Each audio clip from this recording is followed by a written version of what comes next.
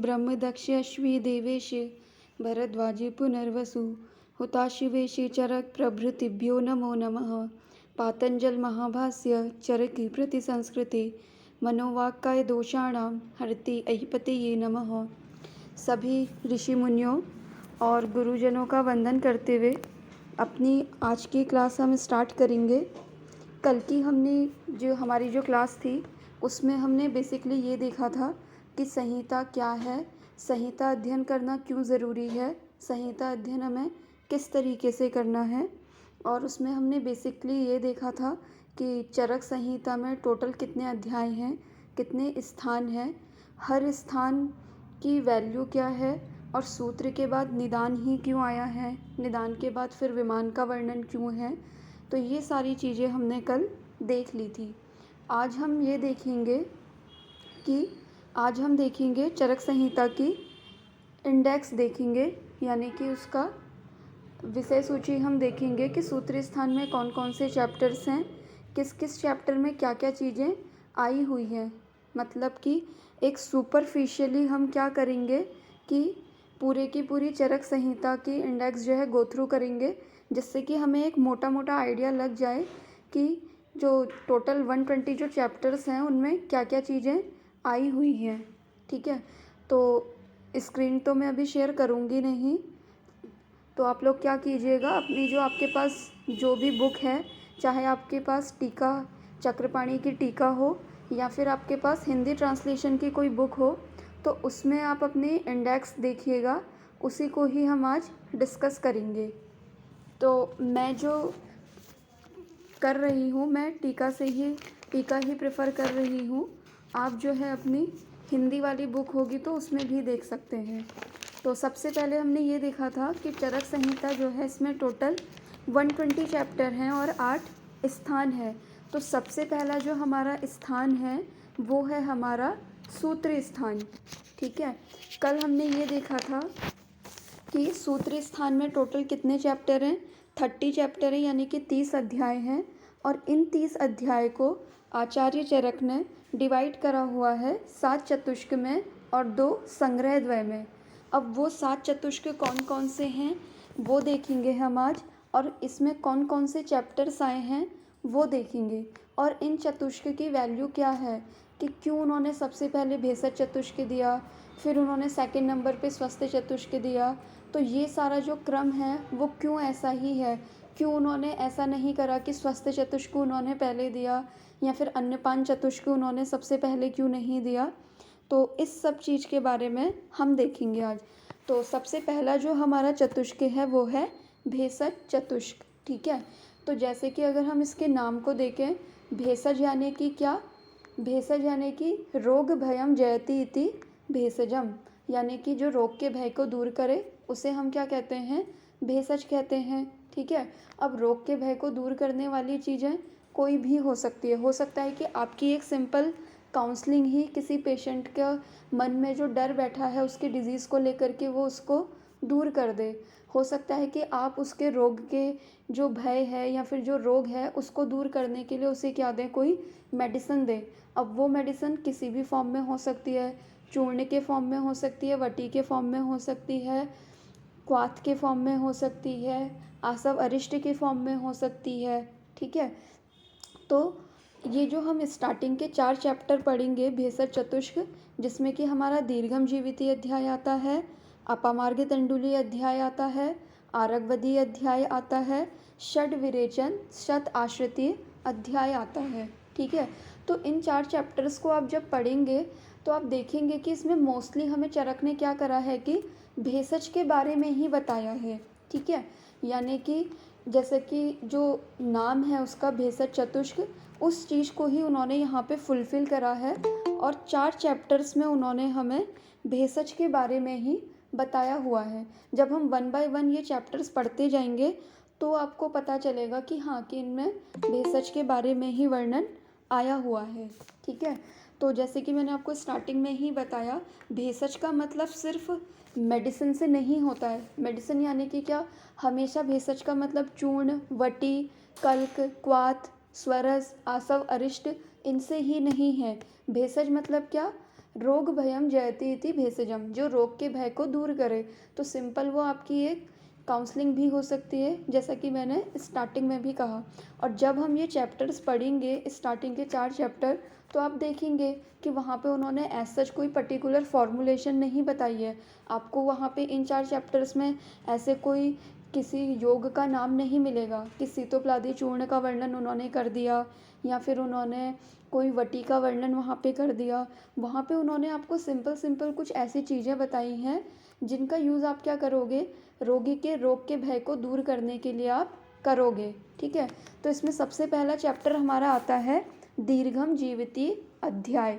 तो जैसा कि नाम ही उसका इंडिकेट कर रहा है, दीर्घम जीविती, यानी कि दीर्घ जीवन की इच्छा रखने के पर्पज़ से, यानी कि इस चैप्टर्स में आपको कुछ ऐसी चीज़ें बताई जाएंगी जिससे कि आप क्या कर सकते हैं, दीर्घ जीवन प्राप्त कर सकते हैं। ठीक है, इसमें कुछ उन्हें वो आयुर्वेद से रिलेटेड कुछ बेसिक कॉन्सेप्ट आपको बताएंगे कि सामान्य विशेष का सिद्धांत क्या है, समवाय क्या है, वात पित्त कफ क्या है, उनको शॉर्ट में बताएंगे। फिर रसों का वर्णन करेंगे, आत्मा के बारे में थोड़ा बहुत वर्णन करेंगे। ठीक है, तो पहले चैप्टर में उन्होंने क्या करा है कि कुछ आयुर्वेद के बेसिक्स बता दिए हैं। ठीक है, वो क्यों बताए हैं, आप ये सोच रहे होंगे, नाम तो इन्होंने रखा दीर्घम जीविती अध्याय, लेकिन फिर ये यहाँ पे कुछ ऐसी चीज़ें ना बता करके ऐसी चीज़ ये क्यों बता रहे हैं, आयुर्वेद के बेसिक सिद्धांत क्यों बता रहे हैं।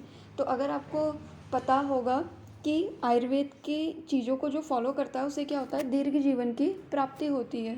ठीक है, तो आप पेशेंट को भी उन रूल्स एंड रेगुलेशन के बारे में तभी बता पाएंगे जब आपने पढ़ा होगा। ठीक है, अगर आपको उसके बेसिक सिद्धांत ही नहीं पता होंगे तो आप पेशेंट को कैसे गाइड करोगे कि आप आयुर्वेदिक लाइफ स्टाइल फॉलो कीजिए, या फिर आप आयुर्वेदिक वे से खाना खाइए, या फिर अपना पूरा लाइफ स्टाइल जो है आप आयुर्वेदिक तरीके से ही जिए।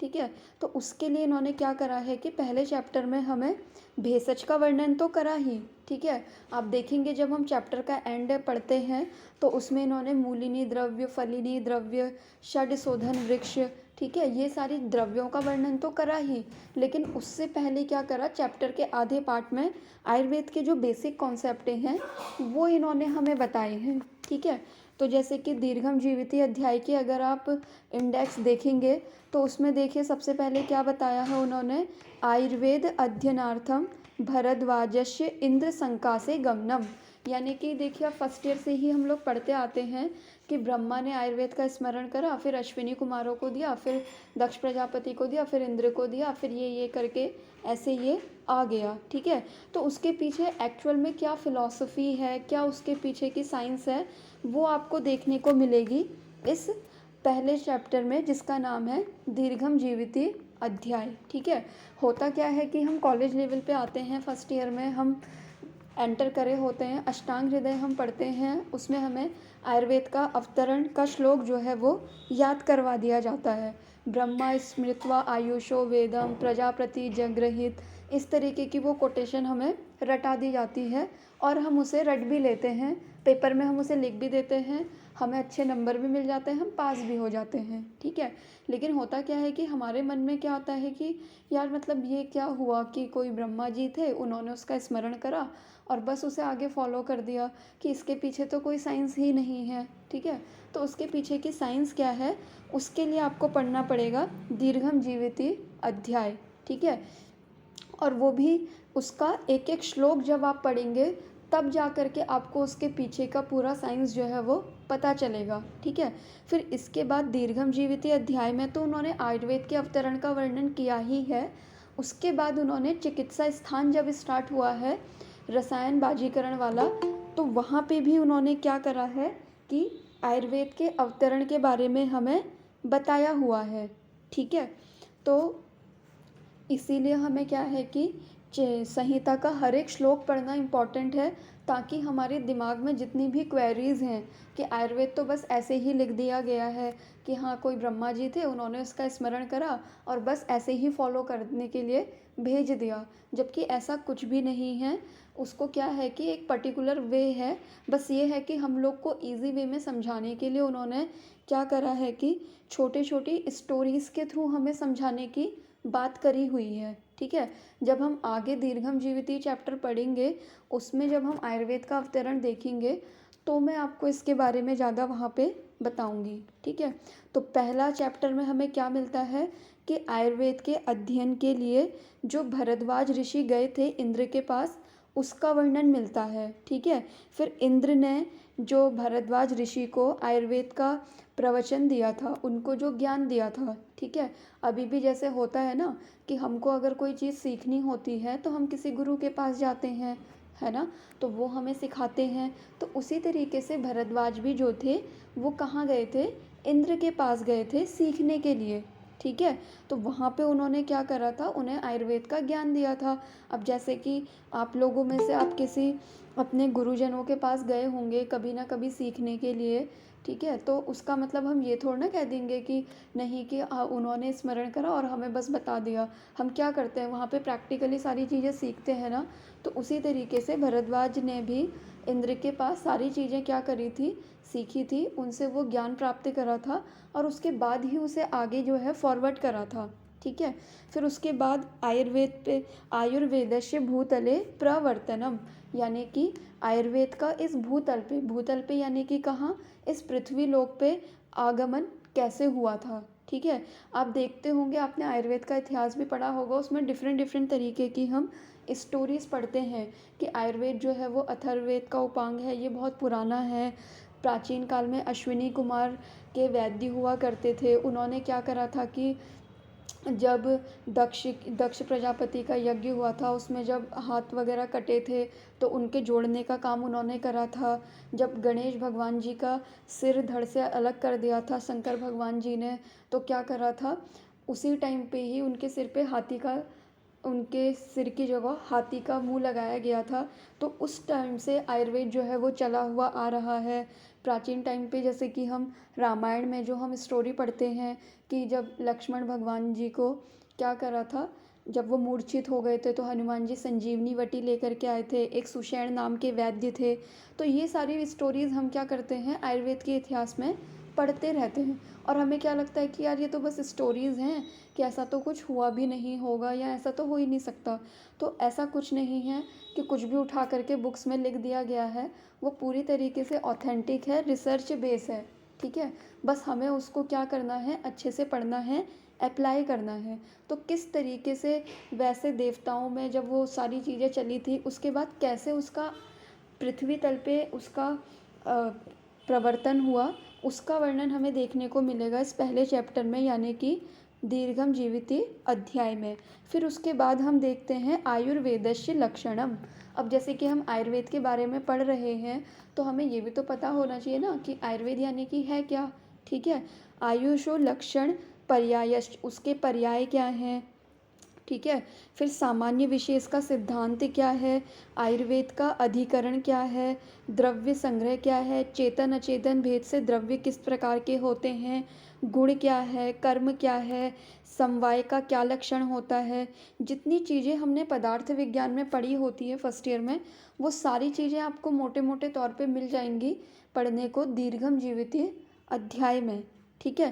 क्योंकि जब तक आपको गुणों का कॉन्सेप्ट नहीं पता होगा, जब तक आपको सामान्य विशेष का कॉन्सेप्ट नहीं पता होगा, तब तक आप चिकित्सा में उसका यूज़ कैसे करेंगे। हमने तो बोल दिया, हमने तो फर्स्ट ईयर में आके पढ़ लिया, सर्वदा सर्वभावानां सामान्यम वृद्धि कारणम ह्रास हेतु विशेषश, ये हमने पढ़ लिया, इसको हमने रट करके पेपर भी निकाल लिया, हम पास भी हो गए, पास हो करके निकल भी गए, ठीक है। लेकिन उसको एक्चुअल में प्रैक्टिकली पेशेंट के ऊपर अप्लाई कैसे करना है, वो सारी चीज़ें हम देखेंगे दीर्घम जीविती अध्याय के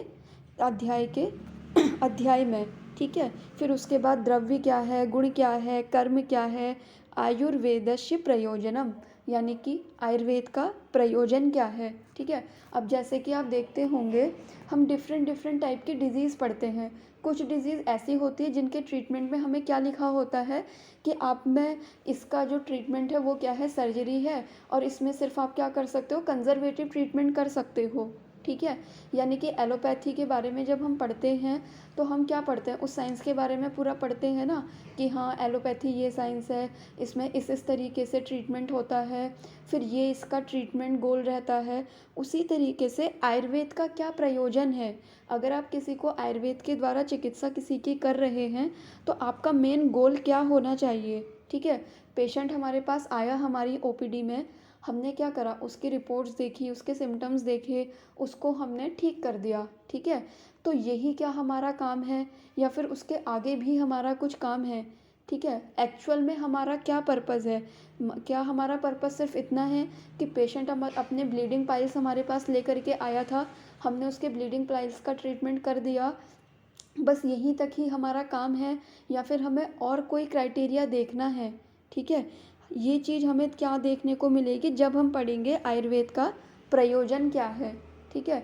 उससे हमें ये पता चलेगा कि पेशेंट जब हमारे पास आता है, चाहे वो अपनी छोटी से छोटी कंप्लेन लेकर के आ रहा हो, ठीक है, हम उसे एज अ होल जब ट्रीट करते हैं तो हम कब मानेंगे कि हाँ कि अब ये जो है हेल्दी हो चुका है। तब हम उसे हेल्दी मानेंगे जबकि उसके सिम्टम्स सबसाइड हो चुके हैं, या फिर हमारा अपना कुछ क्राइटेरिया रहेगा उसको हेल्दी बोलने का। ठीक है।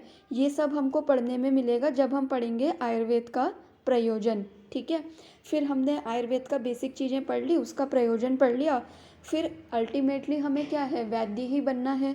तो हमें उन्होंने क्या बताए हैं, व्याधि नाम त्रिविधो हेतु संग्रह। फिर उन्होंने हमें व्याधियों के 3 हेतु बताए हैं। ठीक है। यानी कि कोई भी व्याधि होगी उसके क्या हेतु होते हैं।